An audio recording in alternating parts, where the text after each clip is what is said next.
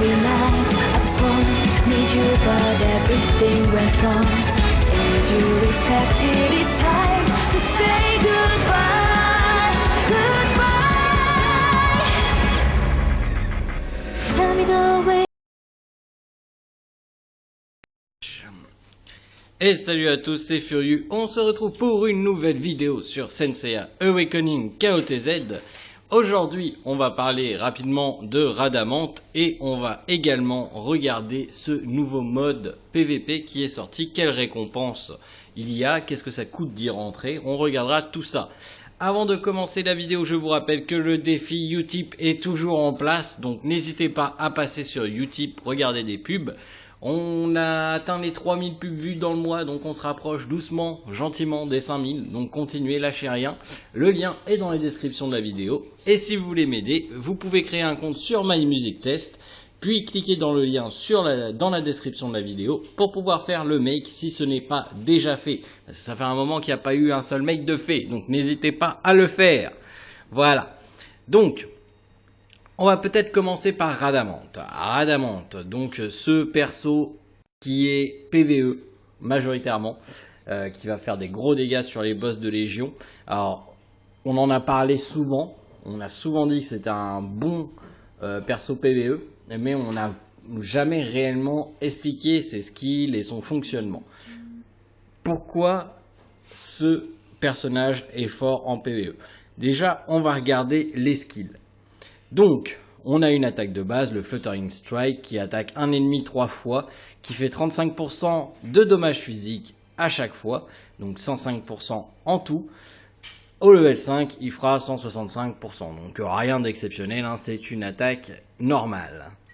Ensuite, on a le Ultimate Vigilance, qui charge pendant 2 tours, il reste là il charge pendant 2 tours là où il est, ouais, et consomme l'action pendant le tour pour relâcher 3 alert waves. Chaque wave fait 90% de P-dommage à un ennemi aléatoire. S'il est contrôlé, l'alert wave est relâché le tour suivant. Donc là, on a une augmentation. Arrêtez avec vos pops du trésor avancé, les gars. Là, on a une augmentation des dégâts bruts sur chaque wave, donc forcément 90, 95, 100, 105 et 110. Donc voilà, il faut bien remarquer le charge pour 2 tours. Le Flaming Wing. À chaque fois qu'un équipier donne un coup critique, le Dragon Wing gagne une charge. Les dégâts critiques continus augmentent d'une charge les charges de Dragon Wing. Chaque paire de Dragon Wing peut relâcher jusqu'à 5 charges. Quand Radamanth utilise Ultimate Vigilance, chaque paire de Burning Dragon Wing a 10% de chance de générer 3 additionnels Alert Wave. Quand les 4 paires d'ailes sont enflammées, il entre en Flaming Wing et il génère 12 waves additionnels. Chaque équipier peut charger et donner une charge extra pour un total de 3 fois par tour. Donc ça veut dire qu'il va falloir le jouer avec des persos critiques. Qu'est-ce que ça signifie concrètement? Il va avoir des ailes, les ailes qui vont devenir d'une autre couleur dans son dos. Chaque fois qu'il y aura un coup critique qui sera donné, par exemple, on prend un exemple. Pas forcément le meilleur, mais on prend un exemple. On prend l'exemple de Seiya. Vous savez qu'il attaque plusieurs fois quand il assiste. Et bien là, à chaque coup critique, Radamanth va gagner une charge. Et si par exemple, il y a 3 de ces 4 attaques qui font des critiques, et que les 3 sont d'affilée, il va gagner une extra charge encore. Donc il va faire les 3 charges en une action. Et il n'en gagnera pas dans le reste du tour. Ce qu'il est bien important de comprendre, c'est qu'à chaque fois que vous allez être au maximum, parce que le but c'est d'avoir le maximum d'alert wave, donc les 12 additionnels quand il y a les 4 paires, et bien quand vous lancez le vigilance, l'ultimate vigilance, vous avez les 3 alert wave de base plus les 12 donnés par ce skill. Du coup on est sur du 15 attaques en une fois. Donc c'est très très très très puissant. Là où il faut savoir, c'est qu'il va falloir augmenter ce skill au moins un 4 pour atteindre le 3 charges et que chaque paire d'ailes ait 30% de chance de générer une additionnelle wave. En gros, c'est pour faire le plus de dégâts possible. Ça, c'est si vous jouez contre les boss, forcément, parce que vous n'allez pas attendre, comme généralement les gens qui jouent Doko actuellement, vous n'allez pas généralement attendre d'avoir le maximum, vous allez pouvoir le caster à chaque tour. Donc du coup, en n'éteignant que 3 charges, vous avez plus de chances de générer des additionnel waves, donc des vagues additionnelles, et en plus, vous avez moins de temps d'attente, entre guillemets, parce que sinon, il faut attendre 5 charges. Comme c'est marqué, chaque paire du dragon brille, brûle, jusqu'à atteindre 5 charges. Là, ça sera jusqu'à atteindre 3 charges. Donc c'est après seulement que l'attaque se relâche et que ça donne des additionnels vagues, des vagues additionnelles, voilà. Le Roar of Gloom. Quand il caste l'Ultimate Vigilance, il a 60% de chance de relâcher l'énergie sans avoir besoin de charger pendant 2 tours. Et là, c'est intéressant. Alors, si vous n'êtes pas RN Jesus comme moi qui arrive à faire des trucs de merde en ayant 80% de chance, vous allez vouloir le monter au moins level 4 pour avoir le 95%. Honnêtement, level 5, c'est vraiment si vous avez vraiment pas de chance avec les 5% qui restent. Mais je pense que quelqu'un qui est déjà au level 3 avec 85% de chance, même s'il y a une partie RNG, avec 85% de chance, vous êtes déjà bien. Et c'est là que c'est intéressant, parce que si vous restez comme ça à charger pendant 2 tours comme un con, sans rien faire, vous allez perdre du DPS. Et c'est pour ça d'ailleurs que je trouve que CIAGC n'est pas très utile en PvE contre les boss, parce qu'il reste un tour à terre. Donc on ne veut pas que Radamant fasse la même chose. Donc soit vous prenez la chance en le montant que level 3, vous prenez moins de chance en le montant level 4, ou vous prenez aucune chance, vous enlevez la RNG complètement du personnage et vous le mettez à 100% de chance. Enfin, vous l'enlevez pas complètement parce que au final vous allez toujours avoir cette partie là qui a le 30% d'additionner, de donner une charge additionnelle. Donc il y a toujours une partie RNG mais elle sera beaucoup moindre. Et vous aurez beaucoup plus de chances de faire du damage si vous montez les 2 derniers skills. Donc forcément, en priorité, vous allez monter le Roar of Gloom et le Flaming Wing. En dehors de ça, après, vous pourrez effectivement monter l'Ultimate Vigilance pour faire le plus de dommages possible. Mais c'est pour ça, et je pense que là, vous avez tout à fait compris en quoi ce personnage est fort. Quand Doko relâche ses dragons, on a peur, ça fait mal. Quand Radamant relâche ses 15 grosses attaques, ça fait mal aussi. Il faut pas se leurrer. Vraiment, c'est un perso qui fait très très très mal. Au niveau de ses stats. Alors moi je l'ai pas, hein. J'ai pas pool dessus parce qu'il va être ajouté au pool. Hein. Encore une fois, je vous déconseille de pool dessus. Si vous avez peu d'étoiles, si vous n'êtes pas focus PvE à fond, si vous n'avez pas les skill tomes pour le monter, vaut mieux attendre de pouler sur une autre bannière et le piffer sur le côté. Donc c'est un perso qui est en P-attaque, hein, donc encore un dommage physique. C'est un peu dommage, j'aurais bien aimé qu'il soit en C-damage, ça aurait augmenté un petit peu son importance. Et peut-être qu'il aurait eu une place effectivement aussi en PVP. Bien qu'il est jouable en PVP, ça reste quand même pas un perso type PVP à fond. Il est pas mauvais. Encore une fois, c'est pas un personnage qui est mauvais en PVP, hein, c'est pas une Mayura, c'est pas un Seiya Flèche d'Or, mais c'est pas le top du top. Avec ce qu'il y a à côté maintenant, il va falloir faire des choix. En Galactic Duel, vous avez que 6 places, hein, donc voilà. En Jamir, vous pouvez le sortir, mais il faut mettre une équipe qui a du critique à côté. Donc vraiment jouer sur des persos critiques, pourquoi pas Yuzuria, ressortir Yuzuria, pourquoi pas Milo, pourquoi pas Afro, peu importe, mais il faut du critique. Pour que Radamant soit fort, il faut qu'il y ait du critique à côté de lui. Voilà. On a forcément un lien avec Aiolia, Milo et Mu qui va augmenter la P attaque, et on en aura d'autres qui vont arriver probablement avec l'autre juge qui est sorti Milo, ou même Pandore, ou même Hades. Mais pour l'instant, on a un lien avec Aiolia, Milo et Mu qui va augmenter sa P attaque. Donc moi ça me va très bien parce que si jamais je le piffe, Aiolia, Milo, ils sont déjà 5 étoiles et Mu est 6 étoiles. Lui il passera probablement 6 étoiles si je le loot, si je le piffe sur une autre bannière. Mais ça ne sera pas ma priorité, parce que pour l'instant, Afro fait déjà le travail, et IkiGC à terme fera aussi le travail en PvE. Donc, ça ne sera pas une priorité, mais il passera tôt ou tard 6 étoiles. Voilà, donc c'est en ça, j'espère que vous cernez un peu mieux le personnage. Donc, c'est un personnage qui est très fort, qui peut relâcher jusqu'à 15 vagues en une seule attaque. Un personnage où il a besoin d'avoir des teammates qui font du critique, pour augmenter ses chances d'avoir le plus de vagues possible. Et voilà, c'est un P attaque, donc c'est du physique. Maintenant, allons parler du nouveau mode PVP. Donc, il est caché. Pour l'instant, il n'y a pas d'event parce qu'il n'apparaît que le week-end. C'est le week-end que c'est ouvert. Je précise, le week-end. Vous allez dans la Townlate, donc vous c'est en français, moi j'ai tout remis en anglais parce qu'après la traduction foireuse de CIAGC, je préfère avoir le jeu en anglais, c'est mon choix. Vous avez à côté de Mu maintenant le Melee téléporteur.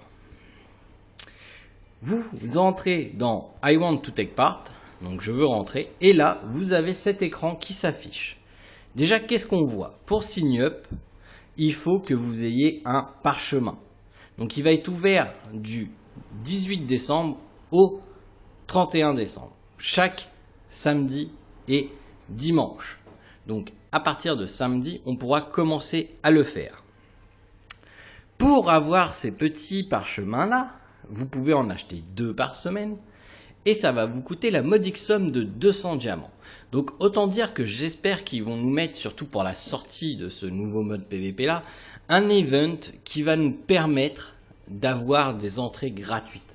Ça me ferait un petit peu chier quand même de devoir dépenser 400 diamants pour rentrer dans ce mode de jeu là.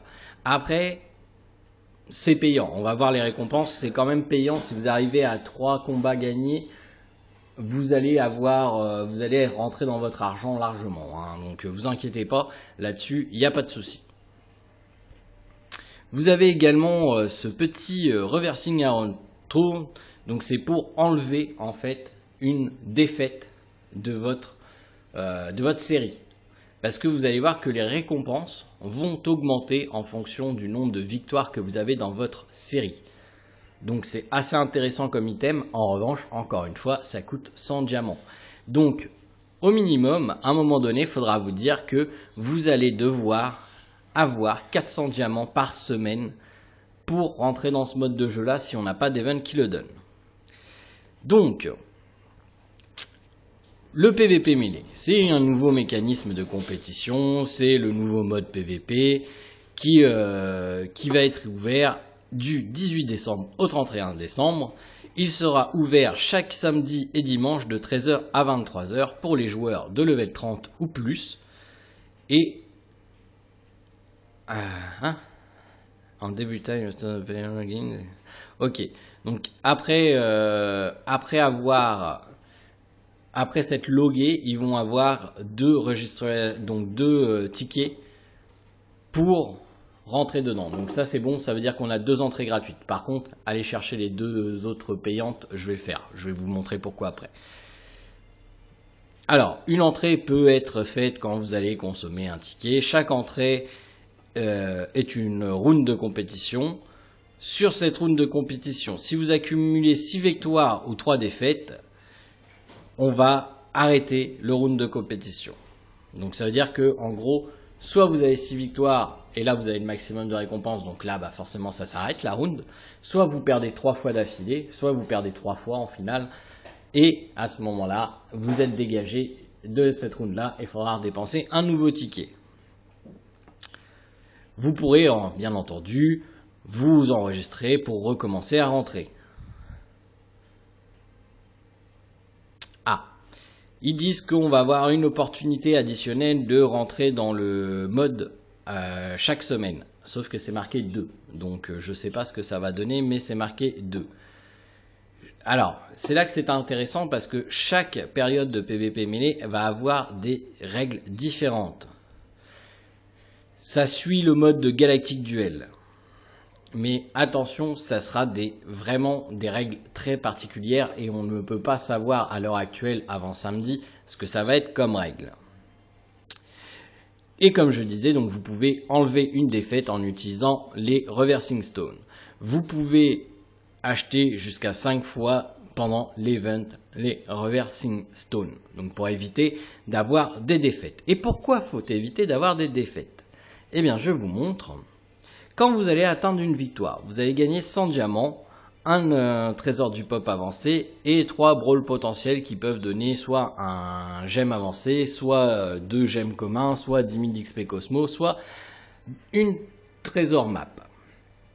Quand vous gagnez 2 victoires, vous allez gagner 150 diamants, vous allez gagner 2 Advanced Chests et vous allez pouvoir avoir un pack qui va vous donner 2 packs de Chronos et soit une Astral Jade, soit 100 000 XP Cosmo, soit 4 trésors map, soit une étoile, soit 2 gemmes communes. Alors moi dans ce genre de coffre là j'ai que des gemmes communes donc je m'attends pas à avoir des choses mirobolantes.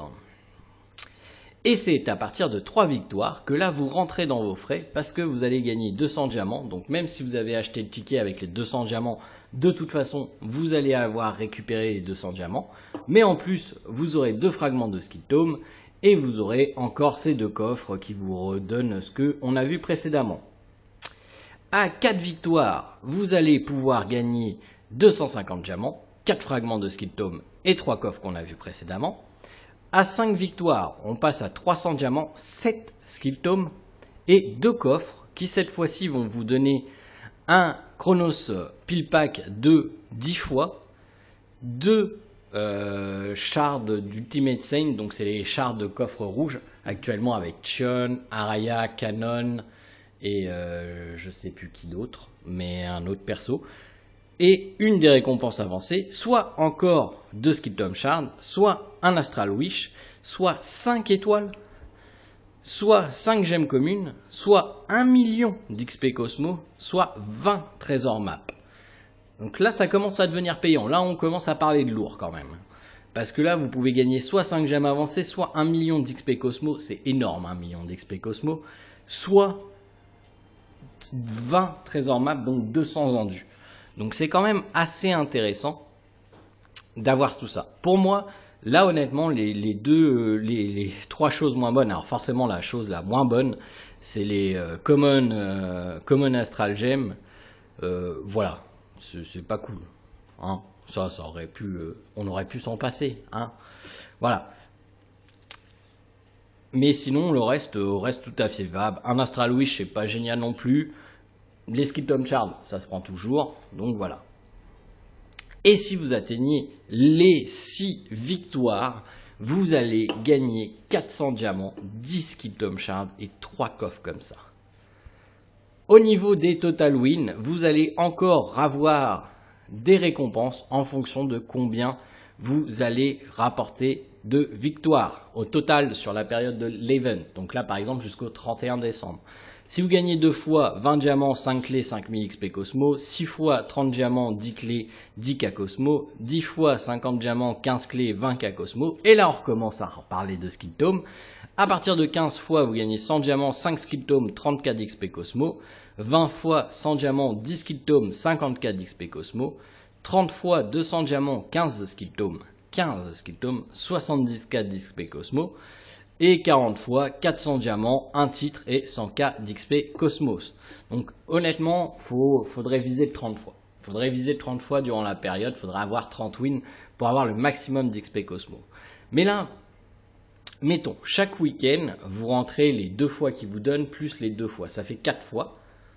Vous remportez, mettons, allez, on est gentil, vous rapportez que 3 victoires. Ça vous fait 12 victoires. Chaque fois que vous allez rapporter 3 victoires, vous allez avoir 2 Skill Tome Shards. 4 fois, on est déjà à 8 Skill Tome. Excusez-moi. On a jusqu'au 31 décembre. Donc ça nous fait un week-end, 2 week-ends. Donc on est sur du 24 victoires. 24 victoires, vous allez atteindre 10 et 15, encore 15 Kingdom Shards. Là, vous allez regagner encore 8 Kingdom Shards. Donc voilà, on est sur du bon truc lourd quand même. Vous demandiez comment avoir des Kingdom Shards. Regardez ce mode là, ce qui vous rapporte comme Kingdom Shard, plus l'astral, enfin pas l'astral, le shop stellaire, donc ce shop là, qui vous permet également de récupérer 20 Kingdom Shards dans le mois. C'est énorme. C'est énorme. Ça vous fait énormément de Kingdom Shards en plus de ce que vous aviez auparavant. Donc là, on est quand même sur une optique de faire de plus en plus de tomes bleus. Et ça, avant même que le temple d'Hadès sorte, le temple d'Hadès, lui aussi, va ramener d'autres Kingdom Shards. Donc ce mode PVP là n'est même pas encore sorti sur la SEA. Et je peux vous garantir qu'ils aimeraient bien l'avoir. Parce que vu les récompenses qu'il y a, c'est quand même assez intéressant. Et nous, on va l'avoir là. Forcément, on aura le temple d'Hadès qui va suivre dans pas très longtemps. Si c'est pas à Noël, ça va être la semaine suivante. Mais ça ne devrait pas tarder à arriver, étant donné que là, on va avoir Poséidon.